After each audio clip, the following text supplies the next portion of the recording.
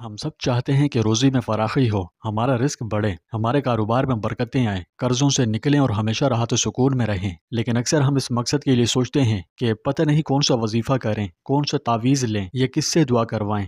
افسوس ہوتا ہے کہ آپ کو نہیں پتہ سب سے آسان وظیفہ اللہ نے ہمیں خود سکھا دیا ہے، اور وہ وظیفہ استغفار اور درود شریف ہے۔ یہ دونوں اعمال ایک سپر پاور کی حیثیت رکھتے ہیں۔ درود اپنے طور پر اور استغفار اپنے طور پر منفرد ہے، اور جب یہ دونوں طاقتیں یکجا ہو جائیں اور روزگار کاروبار کے ساتھ کنیکٹڈ ہو جائیں تو اللہ کے حکم سے لائف چینج ہو سکتی ہے۔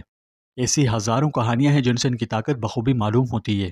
حضرت نوح علیہ السلام کی قوم کو دیکھیں، جب وہ قحط میں پڑ گئی، زمین سوکھ گئی، بارشیں بند ہو گئی، باغات ویران ہو گئے، طرح طرح کی مصیبتوں نے گھیر لیا، اولاد کی بندش لگ گئی، غرض زمین اپنی وسعت کے باوجود ان پر تنگ ہو گئی جیسے آج ہمارے لیے تنگ ہو گئی ہے۔ یہ اللہ کا عذاب نہیں تو اور کیا ہے؟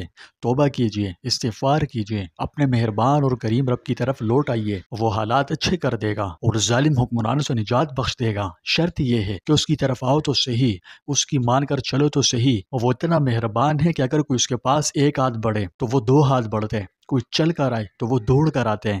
وہ بڑا قدردان ہے اور بہت مہربان ہے۔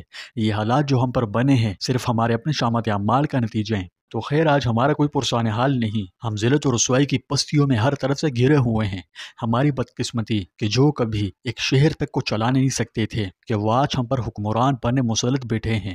اللہ سے توبہ کیجئے، یہ ہمارے اپنے اعمال کا نتیجہ ہے۔ آج ہم ذلت و پستی کی دلدل میں دھنستے چلے جا رہے ہیں، کوئی پرسان حال نہیں۔ اللہ ہی ہمارے حال پر رحم فرمائے۔ تو خیر، قوم نوح بھی ہماری طرح اللہ کی بہت نافرمان ہو چکی تھی، اس کی حکم عدولی کرتی، نبی کی بات نہیں مانتی، اور اسی وجہ سے اللہ تعالیٰ نے انہیں عذاب میں مبتلا کر دیا تھا جو بہت سخت قسم کا تھا۔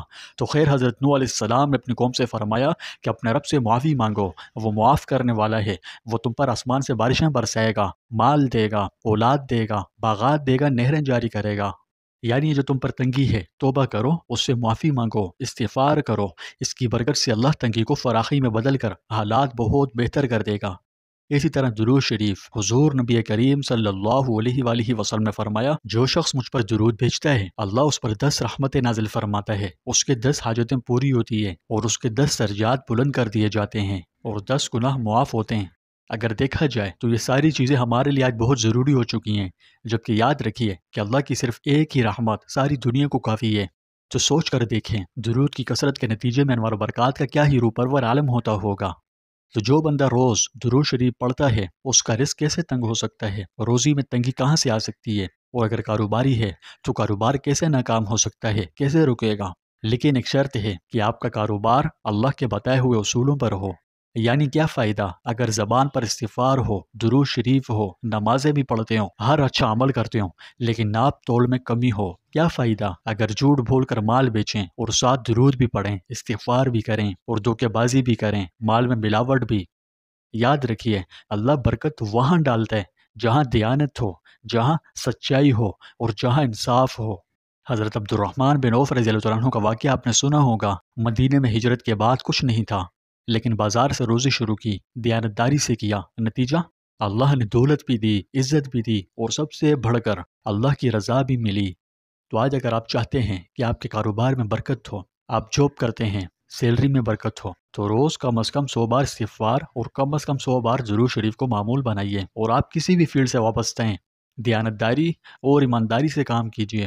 اگر تاجر ہیں تو ناپ تول میں کمی نہ کریں، ڈنڈی نہ ماریں، حرام حلال کو مکس نہ کریں، جھوٹ نہ بولیں، دھوکہ نہ دیں، وقت پر پیمنٹ کریں، جھوٹے وعدے قسمیں نہ کریں، اگر کریں تو پورے کریں۔